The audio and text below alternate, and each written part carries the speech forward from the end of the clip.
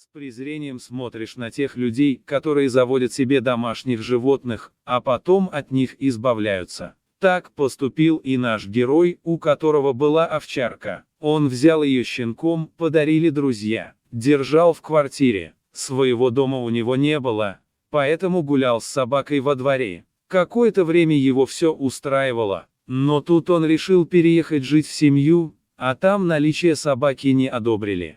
Ничего лучшего не придумал, как избавиться от питомицы. Мог бы и в приют сдать, но почему-то решил отвезти ее в лес. Успокаивал себя тем, что в природе собака обязательно выживет и найдет себе пропитание. Перед самым переездом он поехал за город подальше от населенных пунктов. Ходили слухи, что в лесу бродят волки, может быть несколько, а возможно и целая стая. Дополнительно никто ничего не знал. Лишь одни догадки, но это не тронуло сердце мужчины. Он твердо решил оставить овчарку в лесу. Самое печальное, что она еще несколько часов ждала его привязанной к дереву. Уезжая, он оставил пакет с едой, чтобы ей хватило на первое время. С того момента прошло 2 дня, и бывший хозяин поехал тем же путем, чтобы посмотреть, как там его собака. В сердце что-то защемило или совестно стало, не совсем ясно. Проехав мимо того места, где ее оставил, ничего не обнаружил. Только обрывок веревки остался висеть на дереве, кто-то явно ее перегрыз.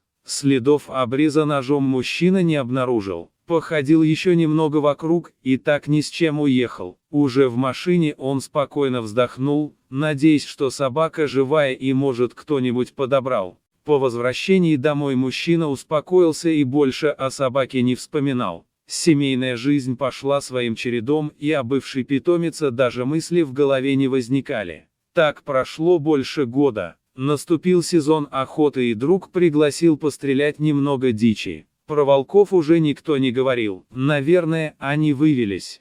Вместе с другом приготовили все необходимое снаряжение и оружие и ранним утром выехали на машине. Путь был не ближний, почти 100 километров от города. Через 2 часа были на месте. А ведь именно здесь больше года назад он оставил собаку. Но почему-то он о ней не вспомнил. Полностью был поглощен предстоящей охотой, да и был уверен, что собака давно обрела новых хозяев. Друг был опытным охотником, поэтому взял на себя роль проводника. Он хорошо разбирался в повадках многих животных. Поэтому без труда на траве обнаружил следы кабана, вернее целого семейства, если судить по количеству оставленных следов. Все дальше продвигаясь в лес, оба мужчины не следили за временем. Надеясь подстрелить в этот день хоть одного кабана, они спешили к заветной цели. Но тут их остановил страшный шум за ближними кустами. Вроде кто-то возился, раздавался собачий лай вперемешку с воем. На мгновение показалось, что где-то рядом волки.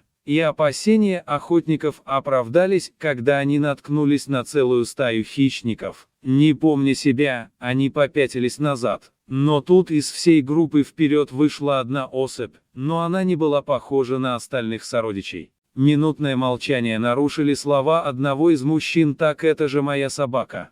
Он сделал несколько шагов по направлению к хищникам, но те восприняли это агрессивно.